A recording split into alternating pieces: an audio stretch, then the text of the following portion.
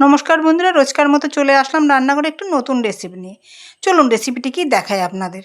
এই যে আলু, পেঁয়াজ, মিষ্টি কুমড়োর দানা খোসা ছাড়ানো, কলা পাতা, ওদিকে ডিম, মাছের ডিম, তার সাথে হলুদ, নুন, লঙ্কা, এদিকে পেঁয়াজগুলো গ্রেট করে নিলাম, আলুগুলো কুচিয়ে নিলাম। এবার এইগুলো দিয়ে হবে সেই রেসিপিটি।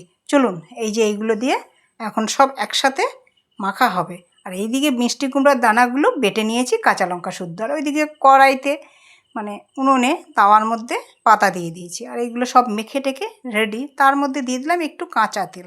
কাঁচা তেল দিয়ে মেখে তারপর সেগুলো সেই যে তাওয়া বসিয়ে রেখেছি, পাতা দিয়ে রেখেছি, তার মধ্যে দিয়ে দিলাম।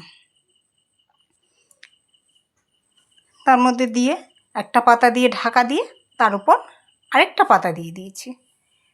দিয়ে আবার একটু ডবল পাতা দিয়েছি, দিয়ে আবার তার উপর একটা ঢাকনা দিয়েছি যেন বাষ্পটা না বেরোতে পারে, জিনিসগুলো যেন সিদ্ধ হয়।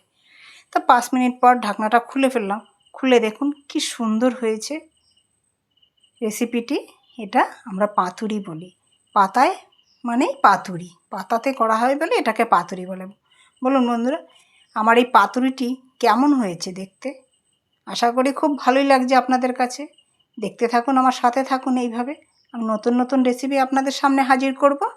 আর এই পাতুরি দিয়ে ভাত আর আপনার অন্য কিছু লাগবে না। এই পাতুরি দিয়ে আপনি মোটামুটি এক থালা ভাত খেয়ে নিতে পারবেন। দেখুন কি সুন্দর হয়েছে এই পাতুরিটি, দেখতে পাচ্ছেন? দেখেই মনে হয় যেন এমনি ভাত ছাড়াই খেয়ে নিই। কি সুন্দর হয়েছে। পাতায় পাতুরি বলে কথা।